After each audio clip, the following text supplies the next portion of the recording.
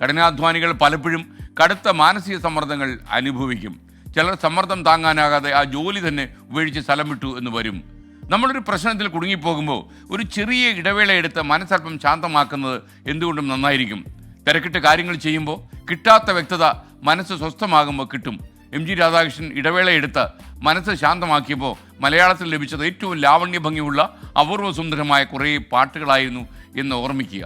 ചില ആൾക്കാർ പറയും വൈകാരികമായി നമ്മൾ തീരുമാനമെടുക്കരുത്. നമുക്ക് ആരോടെങ്കിലും കലിപ്പ് തോന്നുമ്പോൾ നമ്മളൊരു കത്തെഴുതി വയ്ക്കും. പക്ഷേ നിങ്ങളെ കത്തന്ന് പോസ്റ്റ് ചെയ്ത് എഴുതി വെച്ചിട്ട് പിറ്റേന്ന് രാവിലെ എടുത്ത് വെച്ച് ഒന്നുകൂടെ വായിച്ചു നോക്കും. ചിലപ്പോൾ വികാര വായ്പിൽ എഴുതിയ കത്ത് നമ്മൾ പോസ്റ്റ് ചെയ്തില്ല എന്ന് വരും. അങ്ങനെ എത്രയോ കത്തുകൾ കൊട്ടയിൽ വീണ് കാണും. അപ്പോൾ നമ്മളെപ്പോഴും അറിയേണ്ട ഒരു കാര്യം, നമ്മൾ ഒരുപാട് അധ്വാനം നടത്തുന്ന സമയത്ത് വേണ്ടാത്ത അഭിപ്രായങ്ങൾ പറയുന്ന ഒരുപാട് ആൾക്കാരെ നമുക്കിടയിൽ കണ്ടുമുട്ടിയെന്ന് വരും.